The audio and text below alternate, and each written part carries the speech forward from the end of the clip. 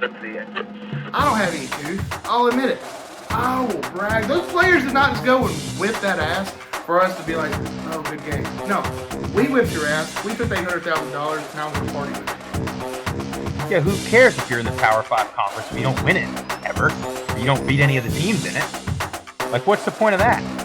Wouldn't you rather win the conference and say, like, hey, my team is good, than lose the conference and say, well, our conference is good? Well, I'll tell you what, I got two teams that got me gassed up. It's going to be a hell of a battle. Be like two dogs fighting over a milk bucket. Look, they don't call me Tip for nothing. And my tip is, look out for the group of 5 this season. They've been taking it to the Power 5 year after year. The only quarterbacks that ever get any love are from the Power 5. I could easily list off the top group of 5 quarterbacks I would rather have than those guys. I would be willing to bet that at least one of them is going to be in the running for the Heisman this year.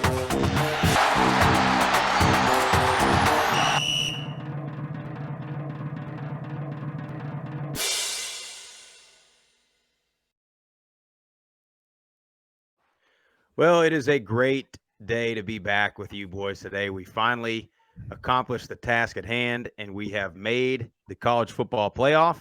We will get into that in a little bit. Let's go around the horn. I was unaware it was a Christmas sweater night here for the group of 5 guys, but Jesse, you look fantastic. How are you? Holidays are here, Sprouse. I'm fantastic. Doing great. Awesome. Had a great weekend. I actually celebrated this weekend, did my family tradition going to the Alabama Theater to watch Christmas Vacation. Had a hell of a time. Got lit up drinking red wine. Double red wine. I wear my hockey jersey that my lovely wife got me for Christmas last year. It's the Clark Griswold Blackhawks jersey I wore on an episode a couple weeks back. Might have been last week, honestly. Well, I was already kind of lit from the sports bar. I already had about 9 beers with little Rick. We were getting after it, watching football. And we let the girls go and get a seat.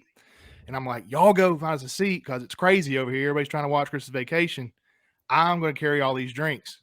I got it. And so I'm holding 2 Moscow mules here, 2 gin and tonics, whatever something I'm drinking. And I got a red wine in my lips. Like I'm biting on it. And I'm walking up these stairs. And I'm like, this is easy. I should be a waiter. I get to my seat. I'm like, here you go. And then the words that came out of my wife's mouth when she saw what I've done, I have spilt red wine all over my Blackhawks jersey. Looks like I've been shot and stabbed 3 or 4 times, and the people behind me are like, oh no, it's okay. You know what? She wasn't that mad. She was just more like, you didn't feel that. Well, I had 3 layers on, so I didn't feel anything. But we were able to get the wine out. But I'll tell you what, that bar at the Alabama Theater, they'll light you up to about 9 p.m. Then they cut you off. They cut me off. Had a blast. And since he's going to playoffs. Huh? They thought you were bleeding from the mouth. They're like, we got to cut this guy off. They thought I looked dangerous.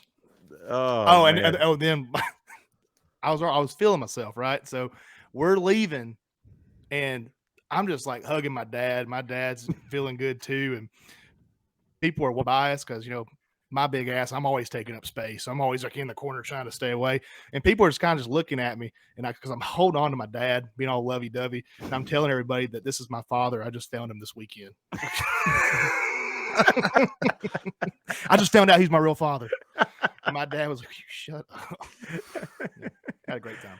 Oh, that is good stuff. Well, the other guy with the Christmas sweater on, Zeke, you look fantastic as well. How are you, sir? Doing well. Since the playing for the Natty, feeling pretty good. We had ourselves a little Christmas party this weekend. A lot of competing going on. A lot of shots, a lot of beers drank. So good to see you guys again. Glad y'all all made it through the party. It's fantastic. Jeff Murphy coming at us on the audio video. How are you, good sir? I'm awesome, boys. Ready for another episode. Definitely still a little dinged up from the old Anderson Christmas party on Saturday. Had a great time there, but we made it. Cincy is in the playoff. It's our time to shine. Bama, look out. Yeah, I tell you what, I mean, a week ago we were sitting here talking about Bama not deserving to be in the playoff. So I don't know what draw I would have wanted if I was Cincinnati. I mean, you're gonna have to play one of the best 4 teams in the country. So now's your chance. There won't be any excuses. At this point, I don't think it really matters. Bring your best. Yep. And win. That's all you got to do. Shut up the naysayers and just win. That's right. Tyler Tipton, last but certainly not least, it's good to see you this evening. Great to see you too, Sprouse. Great to see you, boys. Congratulations to all the conference champions out there, and huge congratulations to the Cincinnati Bearcats. Was reading something interesting this afternoon, Sprouse. Heisman finalist list came out. Found this really, really interesting. No Desmond Ridder. No Sincere McCormick. No Bailey Zappi. No Jareth Stearns. No Lou Nichols. No Devin Tompkins. Actually, no Group of 5 guys. No Dustin Crum. No Dustin Crum. Unbelievable. 0 Group of 5 players on this list. And honestly, it's a joke. Honestly, I thought the Michigan State kid got shafted too. Their running back. I agree. I thought he was probably the leader. I think Bama's quarterback probably whatever he did this weekend is what got him in the running. And then the Pitt quarterback. First of all, did y'all see that fake slide he pulled off against Wade? That's the biggest crock of shit, man. Because if anybody, even if he was mid-fake slide, laid a hand on him, they'd have been tossed from the game, 15-yard penalty. He does a fake slide, scores a touchdown, and they're celebrating it like, what a creative play. They got to look at that. If you're going to throw kids out for targeting and hits like that, that's worse to me. If that happens on, third down and inches and a guy lays out, I mean, what do you do? I don't know what you do as defenders anymore. Like, and I'm a quarterback guy, and I love taking advantage when we can. But I don't know, man. I think what the NCAA what are they supposed to do? I think what the NCAA has to do, and I've heard them speak about this on ESPN quite a bit, and I agree with it, is they got to stop with the ejections. Okay, you can still do the 15-yard penalty, but you got to stop kicking these kids out for just playing football. Maybe they have a limit on it. Like, okay, buddy, that's 3 targetings in first half. You're gone. But you can't just knock a kid out just because he's not competing. on the first one. No, because these quarterbacks are going to be. I mean, I think it's genius. Take advantage of the situation. They don't do it in the NFL. In the NFL, they are professionals. Yeah, but they get fined about 25 large. I think that's what they got to do. Is similar to like, the NBA started fining guys for flopping. I think if you're a quarterback and you fake a slide or you fake running out of bounds, obviously you can't fine college kids because we know nobody's getting paid. But you take 5 points on their next exam. Take it off. yeah. But it's got to be a penalty or something. Lose a timeout or like if it's a scenario where it takes until like further review and it's like they don't realize it till after the game. I mean, a quarter suspension or something, man. Because I don't know. I saw it. They're going to have to do something because offenses saw that from other schools, and they're gonna take full advantage of that. You're gonna see these running backs running full speed, kind of lay off a little bit, act like they're gonna slide. You're gonna see the defenders, kind of stop going towards the quarterback, and he's just gonna take off running again. You know what I do, Tip? If I'm a defensive guy, light them up then. Yep. Light them up. Yeah, and if it's about player safety, you're about to get that now. So good luck. If not, it's going to turn into soccer, and they'll probably be slide tackling everybody. Red card. Yeah. Oh, yeah. Let me just slide tackle this guy. Well, we got a great show for y'all tonight. We're going to recap these conference championship games, recap my trip to Lafayette, Louisiana, which was a hell of a time. I'll tell you that much. We'll talk a little bit about all these crazy coaching changes. We got Army-Navy this week, too. It's kind of a forgotten year because neither of them are doing super well. And then, we'll get on to it. Before we do that, make sure you like, subscribe to the YouTube channel, follow us, like, share, retweet everything, Twitter, Instagram, and Facebook. We'll go to it first, Jess. An atrocious award. I know there could be anything, but what do you got? I got a handful of things, and this guy just keeps making my list, and because he keeps taking the same blue pills every morning, and he goes out here and he keeps spewing off this smacking his gums. Literally, he takes his teeth out and keeps smacking his gums, making just atrocious picks. Lee Corso is still on the Group of Five guy hating bandwagon. He's been on it for weeks, months on end here, and I'm thinking, Tipton, that your Heisman voters or your candidates are being picked by Lee Corso. The guy's atrocious. I think honestly we should all be really rooting for Cincinnati.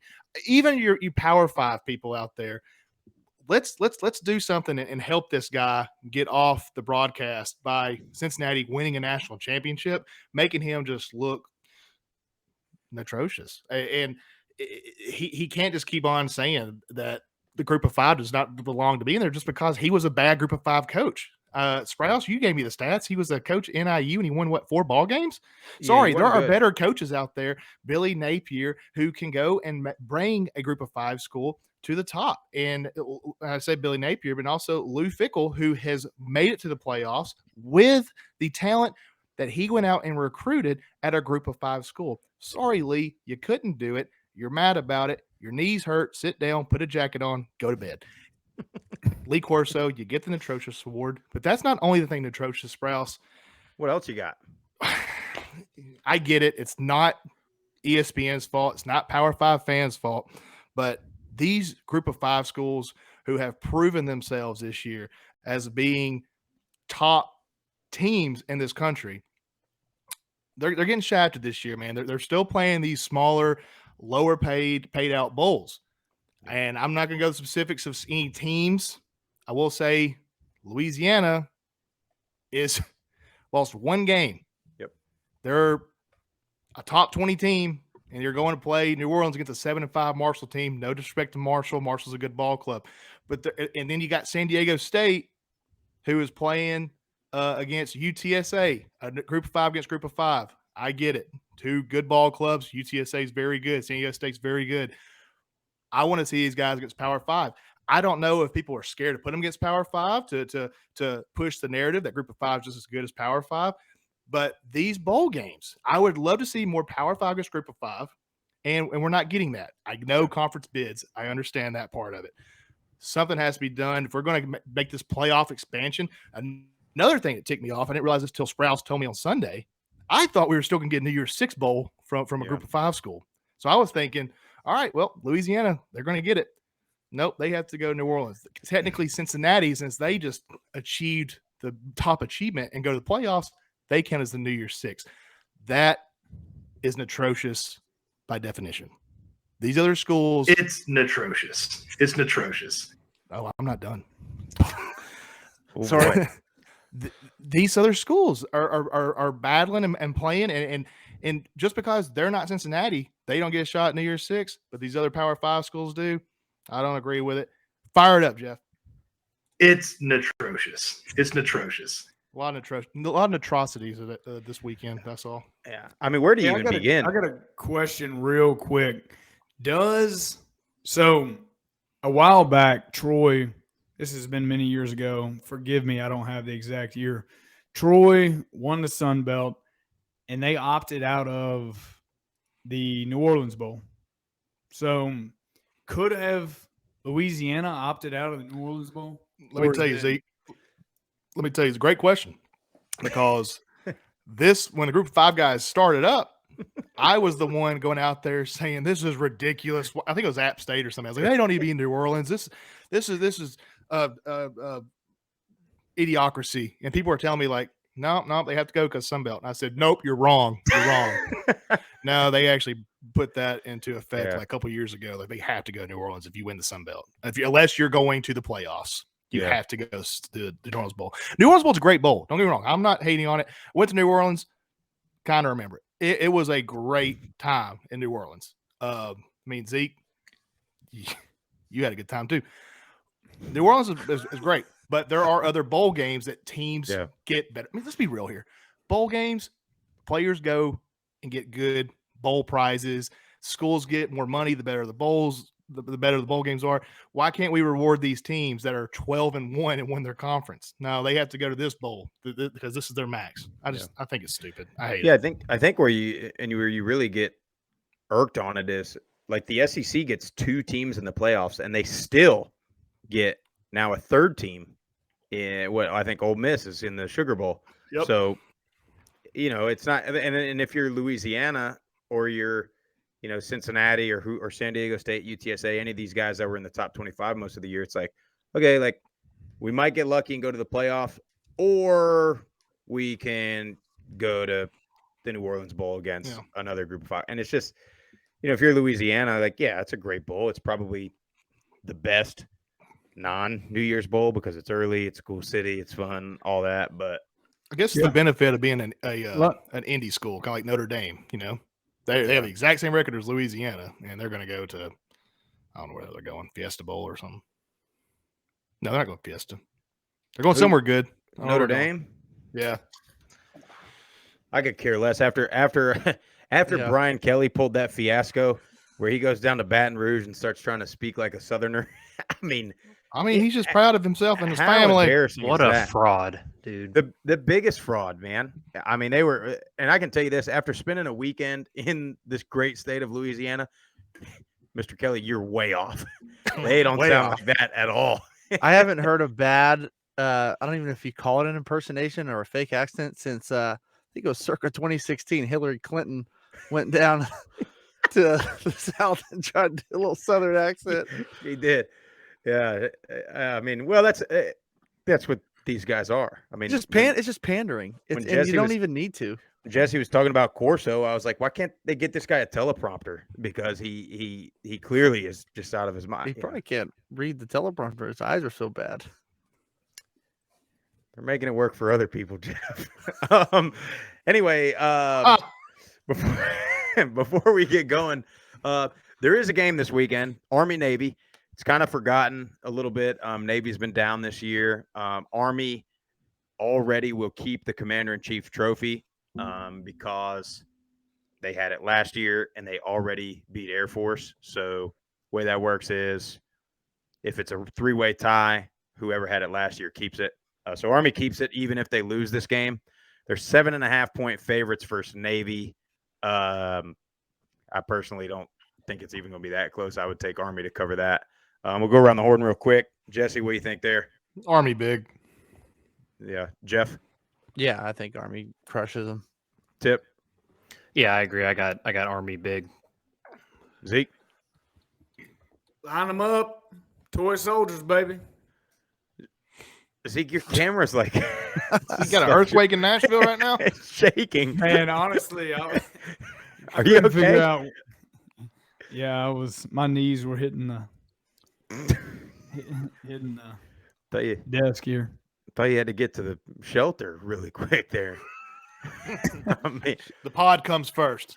Then my body. yeah, Zeke, risk it all. That roof is still shaking from Saturday night. Could be. We about burned the damn house down. Damn near. Well, so y'all three were all getting taxed over at the Anderson household. Grisham was getting taxed at the Alabama Theater, and I was holding it down in Cajun land. And let me tell you something. You were on TV. So I'm in line. So my lovely wife and 16-month-old baby tagged along on this trip. She was a real sport. She let me hit the town Friday night, and then she hit the tailgate with us. And then it was damn 80 degrees in Louisiana, and nobody was prepared for it. Everybody's out there in jeans, like long sleeve shirts. And then we're like, isn't it supposed to cool off a little bit here? Never did. So my wife took the baby back to the hotel, and I'm walking in line. I'm like, well, I'll just go sit by my seat, and, by myself there, and I'll meet some more people in the section. Well, then I run into old Ty Fernandez and his buddy that we met in Boone, and they had spent the weekend in New Orleans, and New Orleans got to them. They were both nodding off about 5 minutes into the game, but then the camera got on us, and they start playing the swag surf. So the great camera work at ESPN caught yours truly swag surfing in the front row. I'm a little bit embarrassed of that, but I mean, just What are you embarrassed about? You're I having a don't know good time. how'd I look. Oh, you look Great. Was fantastic. I Right. doing it? Was I Look- doing it properly? The logo was all. I mean, it was all over It's all it is, Jeff, is branding. ESPN. Yeah. Well, I mean, I got to give some shout outs too. And I don't, the funny thing is, I met all these people, and the only thing I remember them by is their Twitter handle. No idea what anybody's names were. But the two guys from Rage and Review, I mean, they were the best hosts, man. I met up with them at the corner bar Friday night, and then they swagged me out. Did a couple koozie trades. I got a big Raging Cajun flag I'm going to hang in the garage. So got all kind of cool stuff. But I'll just kind of tell you how it went. So Friday night, they got a bar called the Corner Bar in Lafayette, and it's big time now. 2000s hip hop going nonstop. I mean, drinks are solid. They probably had 20 beers on tap, all the bottles, all the liquors. Great gin and tonics. Great gin and tonics. I actually had some guy buy me a Hennessy shot while I was in there.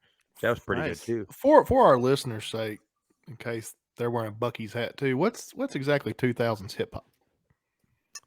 Give me a song is that the find me in the club, bottle Yeah. full of love, my mom would Yeah, be I mean, you could take it a little older than that. I mean, in Louisiana, there's a lot of Juvenile, Lil Wayne, big timers, right? You know, Boosie. I'm the number one stunner. You know that one? Mm. Oh, I Did you love hear that. Fireman? Did Fireman come on from Lil Wayne? I don't remember if Fireman came I'd on, but have there was turned a that bitch down. lot That'd of have Lil came on. Wayne.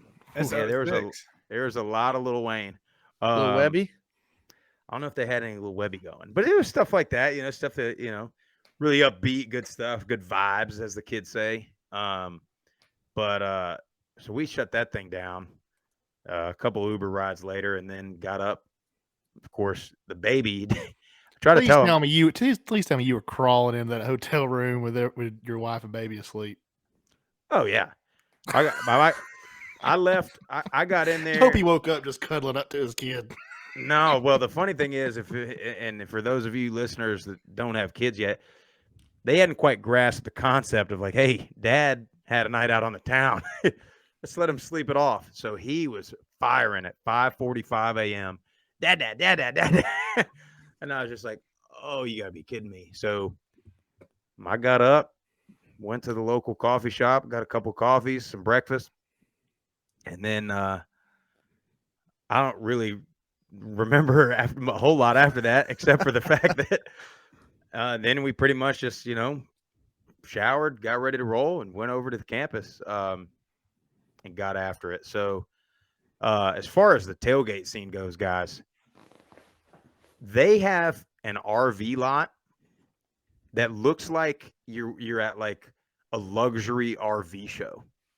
I mean, you know how you go to a game, and this is Group of Five, Power Five, anything. You go to a game, and there's like, there's a few like really nice RVs, and you're like, oh, those are pretty cool, man. That guy's like, you got like 3 TVs popping out the side, the whole deal.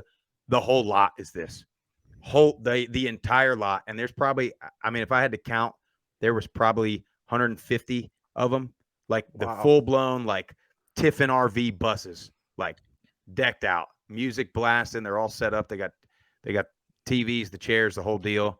And then they got another lot that's just like a big field, basically. And that's where, the regulars are. And I mean, there's just tents going. They got nobody's flipping burgers and hot dogs. It's straight gumbo. It's straight jambalaya. It's this stuff. They got this stuff called boudin. Okay. Listen. Yeah, boudin. Boudin You never had balls. boudin before? Okay, I'm sorry. You have that at the Alabama Theater? Have you had it? Have you had it from somebody born and raised in Lafayette, Louisiana, at a tailgate? Doubt it. Continue. Where'd you get it from? If we want to go down I'm that just rabbit hole, I actually got it from somebody from Louisiana, I'm but just kidding. it was Well, pretty good. If y'all remember Biggie, our old trainer, used to talk about that stuff. Well, Yeah. Boudin's legit. Yeah, Boudin it's like rice and corn wrapped up in like yeah, so they did a Big boudin skin. ball. So they did this thing called a boudin ball, which was like, it's like rice, and it was like pork, Colby Jack cheese. They like somehow stuff it all in there and then double deep fry the damn thing. And then they cut it in half. The cheese was melting out. And then they got this pure cane syrup right out of the swamp, right out the sugarcane field. And they just drizzle it on there, guys. oh my god. Yeah, I'm with you. I promise you, it was fantastic. And then what happens is What else do you eat? Oh, I had the gumbo. Then what happens is you're like, all right, fellas, I'm gonna head into the game, and the next tent you're at, they're like, hey, you got to try our gumbo, you got to try our boudin. And you're like, well, yeah, Come on, not there's gonna no pass. way. There's no way they said it like that. I'm not Brian Kelly, and I will not. That's called code switching, and I will not be a part of it. But they did not say it the way I just said it. But then we go to this other guy, and he's got the gumbo. This guy, let me tell you what he does. He deep fries 2 turkeys on Thanksgiving. And he tells me you can't do 3 turkeys because then you got to throw away the oil. But if you only do 2 turkeys, you can save the oil, use it for the roux, for the gumbo. Ah, And then he's got he's got some leftover turkey meat in there with the sausage in the roux, dumped over rice. I mean, I don't have to go any further. I mean that's I want Who you to had keep that? talking dirty. Who to had me. that Keep on whole going. hog? I saw that a was picture yeah. of like I gotta give a whole- shout out to that was actually a restaurant. It's called T Chops Mid City Smokehouse, and they had their tailgate set up. They had the whole hog out there. That thing still had teeth. They cut that bad boy open. That was right by where they do the Cajun walk. And I mean, that's one thing you notice about that tailgate. That was my stomach. Is the smell. Like, it's just like everywhere you go, it just smells like food being smoked, gumbo on the. I mean, guys, we got to go as a squad. You can keep on going. Well, man. and this let me- has been intriguing. This is the best episode I ever heard. And let me tell you what else, Jess. They're of course they're the most hospitable people of all time, right? So like it wasn't just me being a neutral fan. They would see somebody in black and gold and they'd be like, "Oh, hey, brother, you got somewhere to tailgate? Come on. You got to try the gumbo. We got the best gumbo in the South." and they're giving you beers and they're not giving you Natty Lights or Bud Lights, guys. They got this Albita Brewery out of New Orleans, Andy Gators, 8%. Okay. Yeah. And they're dishing them out to me. Yeah. I'm drinking Andy Gators. Again, we've heard of Andy Gators. Well, I mean, congratulations, Jess. I'm sorry. So Andy Gators have had me passed down a ditch in downtown Birmingham before. No, see, They'll that's the get you. difference. They'll get you. That's the difference between me and Jesse. They had him. Yeah, passed I would have out in a made. ditch I in would have made the Birmingham, game if and I went to a football game. But anyway, so sorry. Yeah, they do Andy Gator. Sorry, guys. Everybody's had them before. I didn't know. Sorry. Tip I hasn't had had them. serious I FOMO. haven't- The I whole haven't had time them. you were posting Yeah. pictures and like chatting us, I was like, I can't believe I'm not there. Yeah, it was fantastic. And then I got to talk about, I was there doing a little bit of productive activities. I did the tour. Shout out to Bree and Jess on the Raging Cajun staff. They gave us a tour of the facilities. Everything there is huge. Their weight room is gigantic. Excuse me. They're indoors, full 100 fields. Or good Lord, full 100 yards. The only thing I will say that if you could point out a negative is that they do share everything with all sports, which is part of the reason why it's huge. Their team meeting room, it's legit, 150 seats, real comfortable looking seats, good lighting. Locker room is big. They got I don't know what you call them things when they put the logo like on the ceiling, and then it's like on the ceiling and it's on the carpet. hologram. Possibly. It's a floor ceiling matchup. They call them that, floor ceiling matchups. Maybe. But they have that there, and their locker room's really big too. Just a lot of open space. And then I don't know where to go from here. The game. You did tell me. You said they had a really nice training room. Oh yeah, Yeah, you said the training room was probably the best one we've seen so far. yeah. So they got the hot tub, cold tub, treadmill, pool, or whatever. And each one of them's got a TV that's on like ground level. So if you're in the cold tub, you got TV like right at your eye level. And then the one that's the treadmill tub, it's got the TV like, I don't know if it's like infrared or what, but it tracks your movements. So the doctors and team doctors can watch you. And they have, they have on-site like medical doctors. So like a player ggets a cold or something, they don't have to go to the urgent care. They just go to the training room. And like the full deal. So it was, and they were saying that was all Napier. Like that was when he came in. It's like, hey, this is what we got to do. This is what we got to do. Yeah. He and saw then- he saw it's at Alabama, and he said, Yeah. "We got to upgrade this." Yeah, now. we got to get this. And it's funny too, because talking to the Rage and Review guys and some of the fans, like from just being at the game, Louisiana is huge. Like just across the board, like, and especially knowing App State's defense is so undersized, like just looking at them lined up, like their O line. I mean, they got to have 3 guys that are 320 plus on the O line, and then their receivers and tight ends are massive. I mean, it just looked like at any time they could just throw a fade and you couldn't do nothing about it. Now, App State, I mean, they have really the only big plays were like broken plays. Levi Lewis would kind of run around, roll out on a broken play, and then hit somebody wide open. But environment itself, I mean, it was an awesome crowd. I mean, they broke the Sun Belt championship game record. Nice. Did you get a chance to see Watts at all? I mean, I saw him on the field. I didn't get to talk to him or Sean Clark. No, I didn't get a chance to talk to any of the coaches. The closest I got to a coach was Napier getting off the bus, which was pretty cool, man. I mean, that was such a difference between the way he left and the way like these clowns like Brian Kelly and Lincoln Riley left, because every fan at that tailgate and in that stadium was cheering for him. They were so happy for that guy. And you could tell he soaked it in. He was, I mean, from my perspective, it looked like he was close to tears. And then everybody gives him the thank you Billy chant as he walks into the stadium. It was pretty cool. Well, I think that's just a testament to Billy Napier and who he is as a man and a coach. And I'd be interested to see, I think he's going to be successful where he's going, but to see how he handled his situation and how he ends up doing. And you look at the 2 other guys you just mentioned and see if they get bounced in about 2 or 3 years. Yeah. At their school. Well, it's really interesting. Like, and again, not to talk about Notre Dame or LSU, but like Brian Kelly's staff, like his OC and DC didn't want to come with him. And Napier's, like, I've been following it. Other than I think they named the tight ends coach is the new head coach at Louisiana. I can't remember the guy's name. It's definitely a Cajun name. Yeah, I was gonna say it's pretty hard to pronounce. It's like they got an ad that looks like a DiGiorno box. So it's like DiSorno or something like that, but with a X at the end. AUEX. Yeah. But Napier's taking damn near everybody to Florida, and they're going with him, and it tells you what kind of dude and what kind of leader he is. Thing I'll say too, and y'all know, I never got a chance to go down there as a player.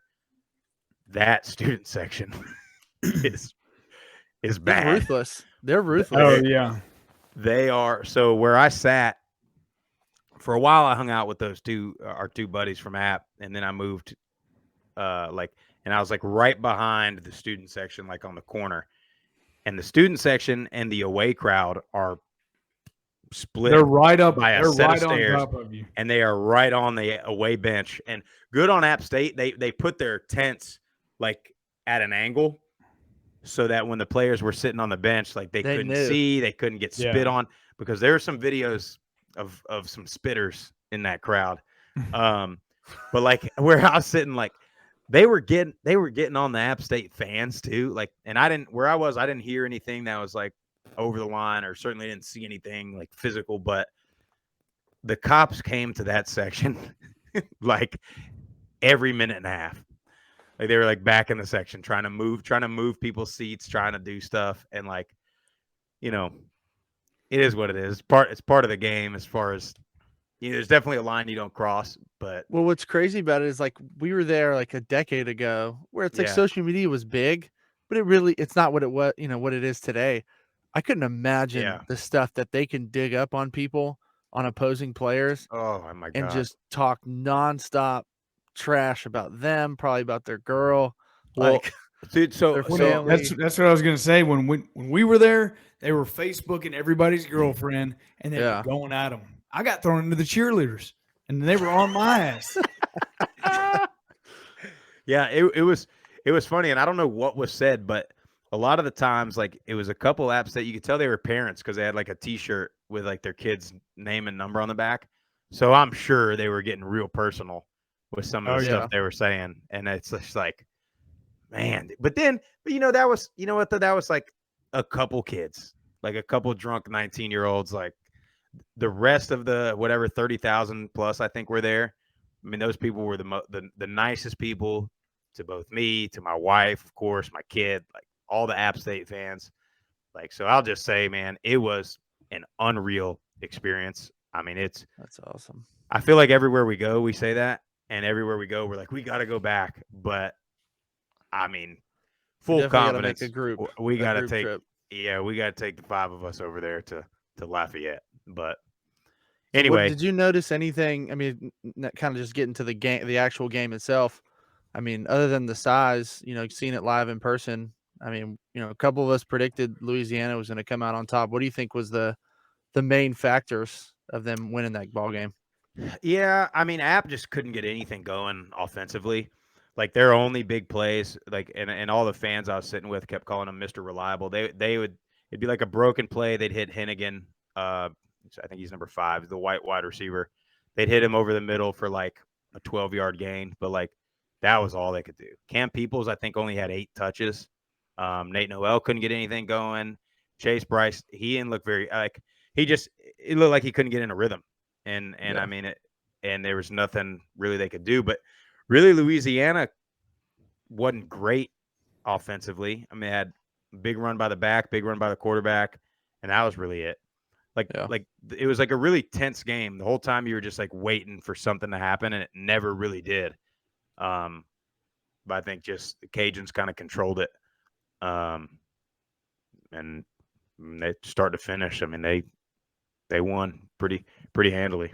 Yeah, and when you have that size difference by the third and fourth quarter, it starts to wear on that front D line and those linebackers getting smacked on, every other play. Yeah, I mean, they had a couple NFL O-line guys like the last 2 years that got drafted. There's definitely, and this is just by looking, and I'm not, a draft analyst, but they definitely got NFL guys on that O-line for sure. So that's a damn good team. I wish they would have freaking played like that against Texas, and we might be debating which Group of 5 team makes the playoff. That's honestly, I was just thinking that. I'm like, if they beat Texas, and you're talking about how big they are and how they look up front, like they have the size, they have the playmakers.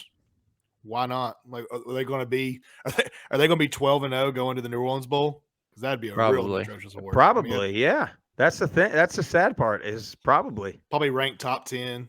And playing and probably still playing Marshall too. Yeah. And again, no disrespect to Marshall. I mean, we know Marshall. I feel like there has to be some kind of clause. Whoever said that last year, I'm still saying no, wrong. There has to be some kind of clause.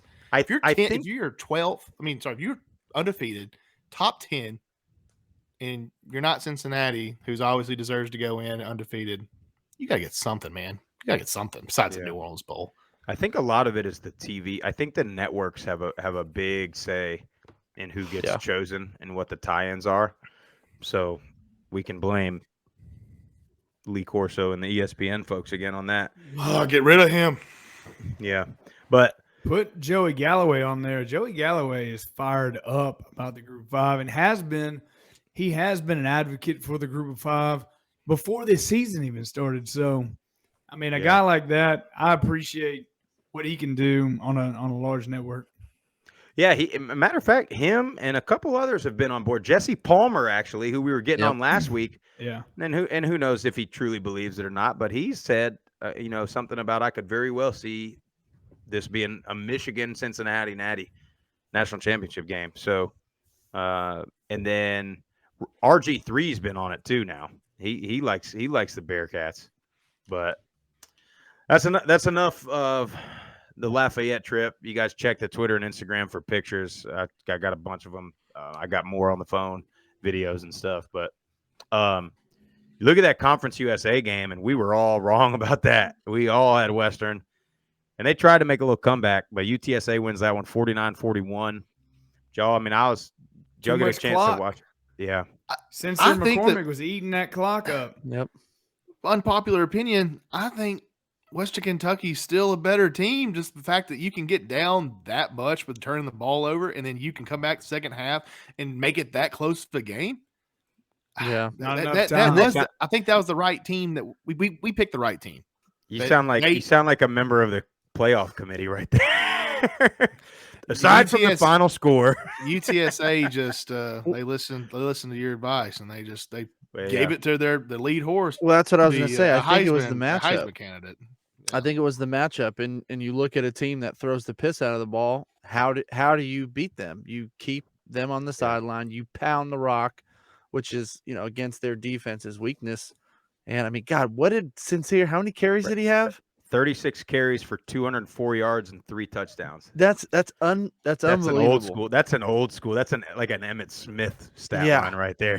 Hell, I don't even know if Emmitt Smith carried it 36 times in a game. But I mean, I'm with you. I mean, I like Western Kentucky still, but I think the right team won. They Time beat of possession. Western, and Yeah. Well, that early game flow went perfectly for UTSA. If Western Kentucky jumps up by 14, 17 points, I think it's a completely different ball game. Yeah. And Western Kentucky probably ends up winning that game. I'll tell you what, that's gonna be a fun bowl game because Western's got App State, and that's gonna be Great a fun matchup. one. Yeah. But When is but- that one? Anybody know when that one is? I'd like to see that. that's the Cure Bowl, isn't it?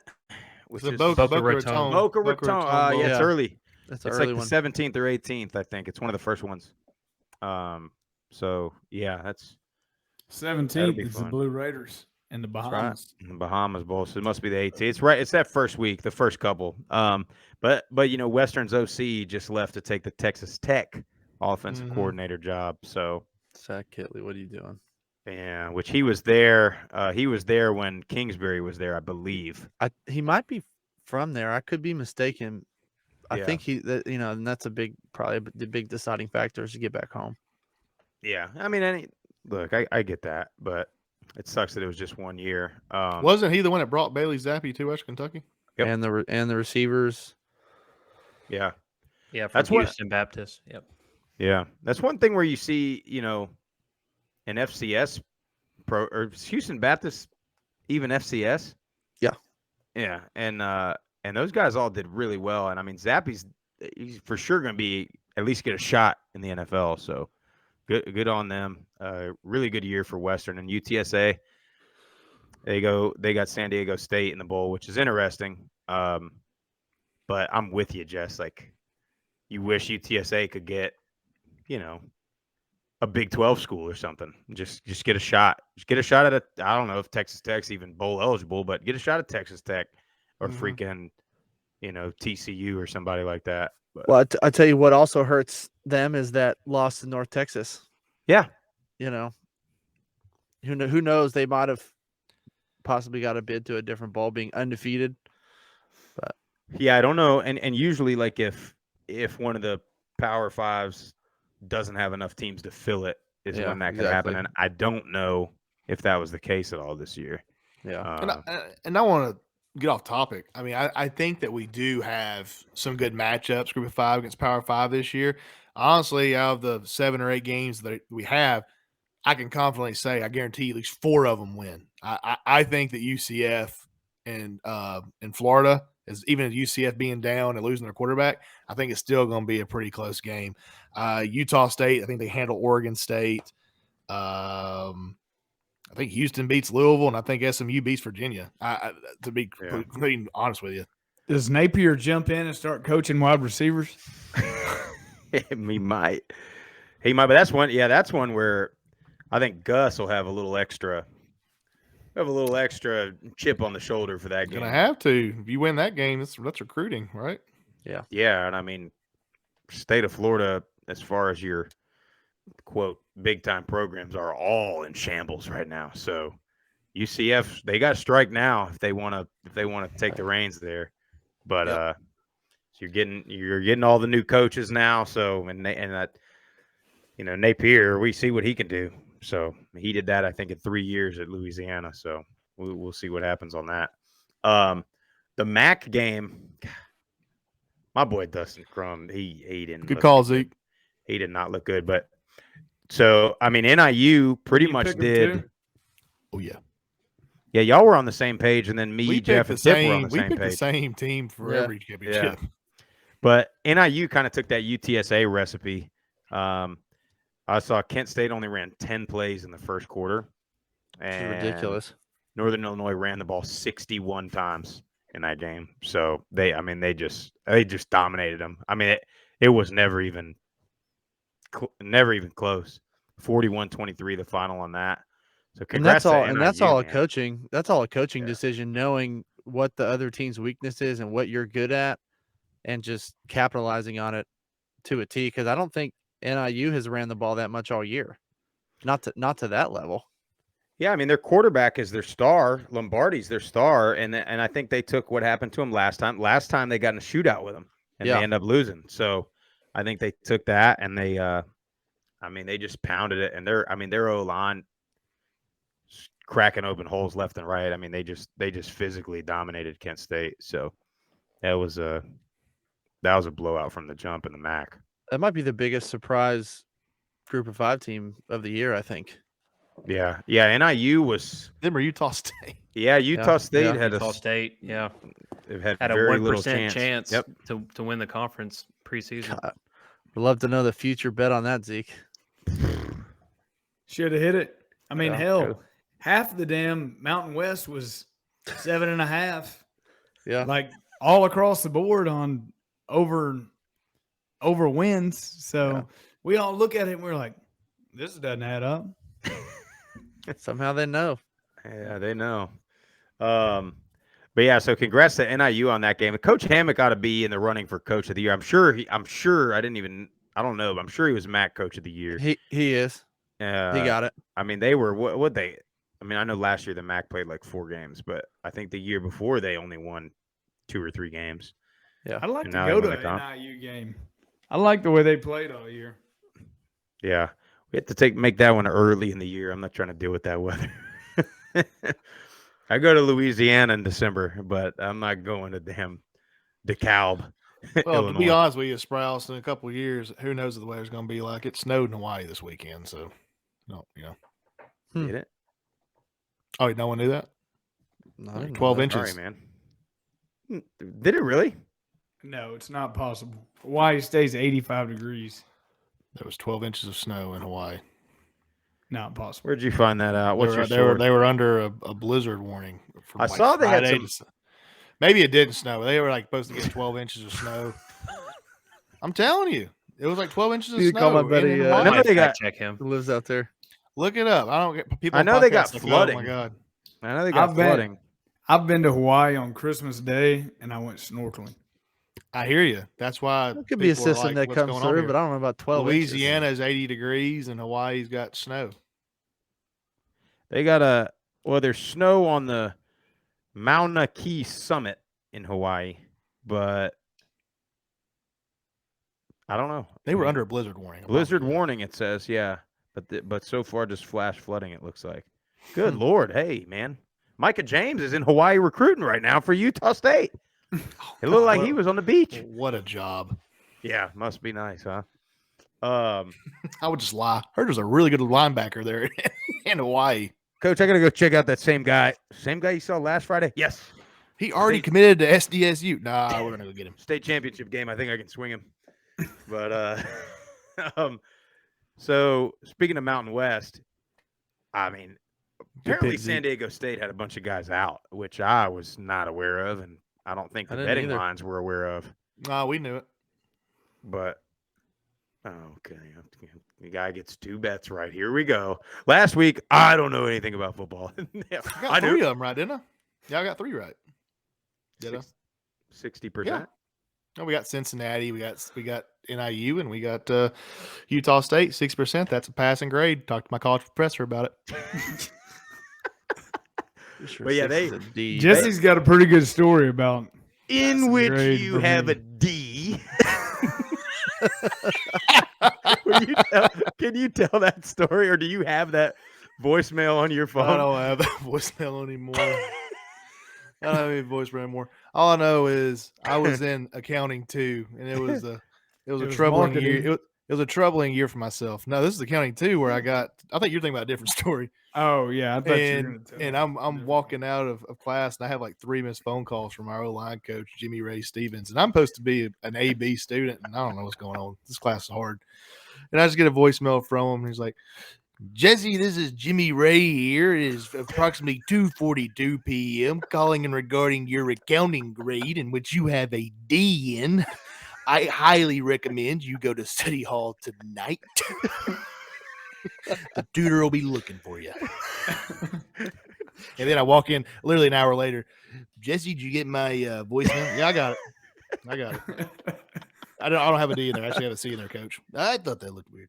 The funny thing about that guy is I remember he came at me on a grade one time, and then like I did the same thing. Like I went into the meeting room like 5 minutes before practice. I was like, "Hey, Coach, by the way, I got that taken care of." Why the hell would I care? I'm not your. No, that's what I'm not your advisor.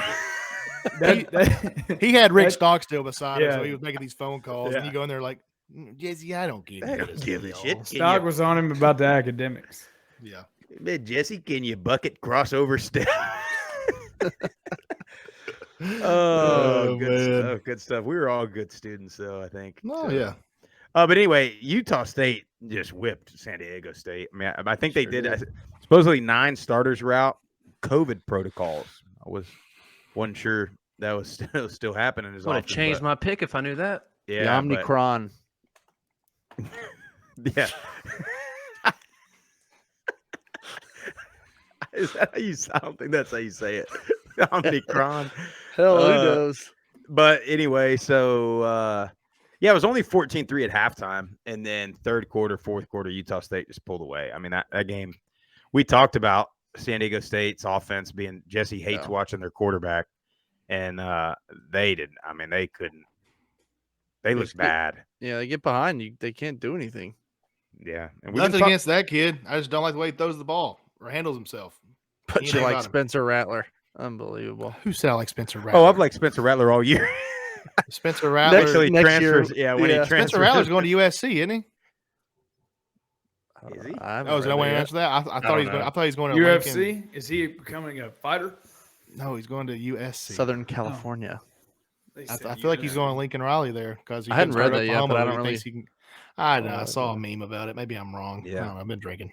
But I think, yeah, I mean, that's what we talked about. San Diego State's been winning ugly all year long. And then Utah State went in there with that air raid. And really, same with Utah State. If they hadn't lost to Wyoming a couple weeks ago, like, I mean, I know Zeke and Jesse had that game, but I think it would have been more expected for this to happen. But, I mean, hell, 46-13 and Utah State, another turnaround. Congrats. And again, not to bring it back up, I didn't know about you have 9 starters out. Like, that's really tough to overcome. Yeah. Well, congrats to our boy Micah James. Had him on the show.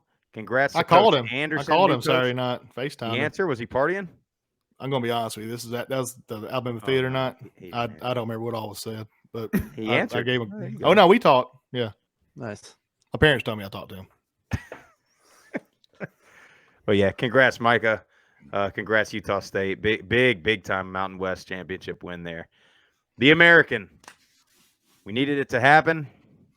Cincinnati delivered. So sorry, Houston. I mean, we love you too, but this is for the whole group of 5 here, what Cincinnati has done. You know what though? I think if Oklahoma State would have won, now I believe it. Tips. I think they were going to put Oklahoma State over Cincinnati if they would have beat Baylor. I swear they would have. The way they were talking all Saturday night, and Sunday Greatest morning. goal line stand I've seen in a while. Thank you, Baylor. That's Thank football you. gods. Chris Yeah. Childers. That's football gods. They're like, no, we're going to get this in Cincinnati. Yeah, huge shout out to Baylor, man. I mean, Yeah. and they almost blew it though. Had me nervous in the second half, man. Oh my! I was out there tailgating, and a couple of the tailgates had that game on, and then I wasn't paying attention to it, and then Tip sent a text that Baylor was up pretty big, and then I'm on my 5th bowl of gumbo, and I walk over to the TV, and I was like, oh shit, oh no, and then I had no service in the stadium, so I couldn't keep track of the scores, and that's my complaint about University of Louisiana. They didn't do a single score update during that game. And I get it. It's about the Sun Belt. It's about Louisiana and App State. But if a big time bowl game's on the line, you got to make announcements there. But so Cincinnati delivered. I mean, they just dominated. I mean, they're just so efficient, man. I mean, Yep. did y'all get a chance to watch that one at all, or? Yeah. I did, yeah. I mean, they did the same thing they've been doing all year. They kind of keep it close in the first half. There's some drop passes. There's just some drives that are looking good on offense, and then it maybe gets backed up by penalties or gets kind of slowed down. Then you're punting. But fortunately for Cincinnati, Houston was also doing that. Cincinnati's defense played extremely well in the first half, and then second half, Cincinnati's they just come out in the second half. I don't know what it is, and they just put pedal to the metal, and they just took over the game and completely dominated.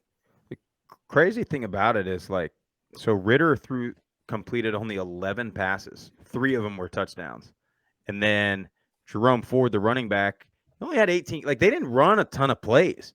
Yeah. But he has 18 carries, but he goes for 187 yards and 2 they're just good, man. I mean, there's nothing to it. And I think of course they get the premier college football program over the last 20 years.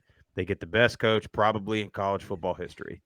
So it's a playoff game. All the, players not playing in bowl games, Power 5 team wasn't motivated, wasn't prepared, blah, blah, blah. All that is out the window because I can tell you, Cincinnati, that Alabama's going to be ready. Yeah. But, They will. I'll mean, say this. I think, and I'm not just going to make this about Alabama and Georgia watching that game. I think Cincinnati can pair up better against Alabama than Georgia because of one main factor is the fact that Ritter is better than Stetson Bennett. So I think they're going to have at quarterback, they're going to have a better quarterback going and a defense that, honestly, let's be real. Cincinnati's defense is pretty elite. Georgia has probably the best D line in the country, but overall, Cincinnati's defense is good, and they're going to probably play. They're going to hold Alabama maybe 21, 28 points, which is doing good against Alabama. Can Ritter put up more than 28 points against Alabama? And I think he has a better shot to doing it than Stetson Bennett. So that's how I see it. Yeah. I'll agree with that. It's going to be tough. And the one thing they do have on their side is Mechie tore his ACL, so he's out for the year. So now you're having, and I think Cincinnati has the top corner in the country. Yep. Right. So now you put him on Bama's second leading receiver. Yep. And you play him straight up. Like if he's the best in the country, and you're going to need all your help in the box defensively to stop the run. That's what they're going to do. Let's see how good this kid is. Yep. Put him one-on-one. Let them cover him and dedicate the extra guy in the box to stop the run. That's going to be their only chance, in my opinion. I agree with that, but you got to think Alabama, just another 5-star stepping up. I mean, they're loaded with talent, but do those guys have the game reps this year? Maybe not, and maybe. I mean, this is playoff football. This is the big time spotlight. And do those guys have the game reps to catch the ball if they need to? So, I mean, I like all those points. Like Cincinnati's. So first of all, they had 8 sacks, 12 tackles for loss against Houston. 8 sacks is stupid. I don't care. Like I don't care who's playing the line. 8 sacks is ridiculous. And then I'm with you. I mean, Gardner's been consensus All-American for 2 years in a row. He's probably gonna be hasn't given up a touchdown. Yeah. Right? Yeah, he's gonna be a top 2 or 3 DB in the draft. They also got the other guys. I mean, his name is Kobe Bryant, actually, but he's damn good too. He's another NFL guy. So it ain't like it's like, well, if Gardner's one-on-one, then the other guy's just gonna get torched all night. Like they're freaking stacked. And then the other thing is Ritter, he's no, Michael Vick out there, but historically Saban's defense is, for whatever reason, what they have trouble with is the athletic quarterback that can turn a broken play into a big play. And that's what Ritter can do. I mean, I'm sure the line on that game is going to be, I guarantee it's 13. It's 13.5. Okay. Now, and it's right now. Probably going to move. Yeah, it's probably going to move in Bama's favor. I would imagine. But hell, I've seen them lose to. I mean, I think Utah was still in the Pac-12 at the time, or Pac-10, I think they called it. But Utah took Alabama down. I do think Cincinnati. I'm being honest. I think Cincinnati, if they play their best game, they played all year, and Alabama plays a good game, I think Cincinnati can still beat them. I like just Desmond think- Ridder a lot. I think they're a tricky team to match up against just because they're so dynamic. Like, I like Grisham. I like your take about Desmond Ridder and the matchup. And Sprouse, you said the same thing. But I feel like Georgia, Alabama, Stetson Bennett, Olivia's a big Georgia fan. I was saying it's going to come down to quarterback play, and I just don't think that Stetson Bennett can get it done against Alabama. But Desmond Ridder's so dynamic, and Cincinnati's defense is dynamic as well. Not only in the DB position, but their front line's bigger than your typical Group of 5 school. Yeah. So That's where it's going to be compete. won. Yeah. That's exactly what I was about to say. I was going to add on to that, Zeke. Their front 7 or 8, they have to get pressure on Bryce Young. They have to. That's the main thing I noticed in that Georgia-Bama game.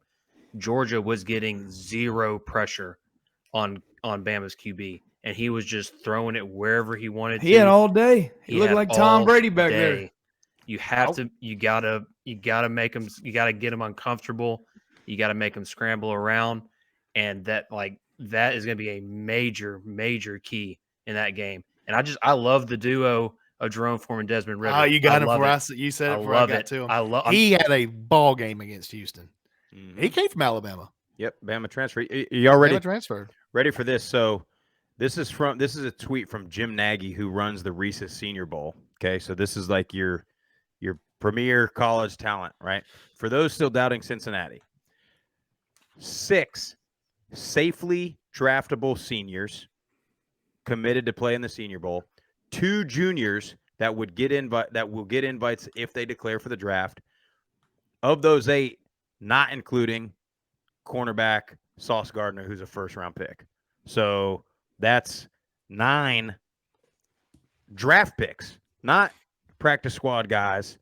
That's like, I mean, I'm sorry, but that's pretty damn good, guys. Yeah.